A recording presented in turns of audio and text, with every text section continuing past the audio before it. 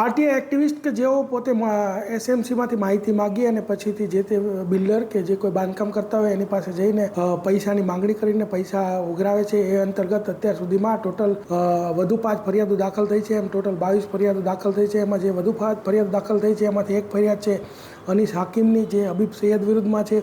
હુસેની ઉર્ફે રાજા કે જે યુસુફ ખાન પઠાણ વિરુદ્ધમાં.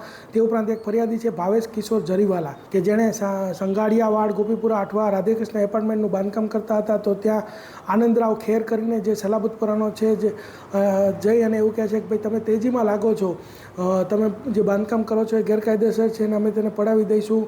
અને હું પોતે શિવસેનાનો પ્રમુખ છું, ઉદ્ધવની જે શિવસેના છે એનો, અને મારે માતોશ્રી સુધી પૈસા મોકલાવાના હોય છે, એટલે તમારે મને પૈસા તો આપવા જ પડશે એમ કરી. અને જે ભાવે છે પૈસા આપવાની ના પાડતા તેના કમરે છરી રાખી અને એને ડરાવીને 30,000 રૂપિયા પડાવી લીધા. ત્યારબાદ અવારનવાર પૈસાની માગણી કરતા હતા અને ફોનથી પણ માગણી કરતા હોવાથી આ વ્યક્તિએ ફરિયાદ આપેલ છે. આમ ટોટલ અત્યાર સુધી 22 ફરિયાદ દાખલ થઈ છે અને લોકોને અપીલ છે કે વધુમાં વધુ ફરિયાદીઓ જેમ જેની સાથે બનાવ બનેલો હોય તેઓ અમારી પાસે આવે તો અમે એની ફરિયાદ લઈ લઈશું અને કાયદેસરની કાર્યવાહી કરશું.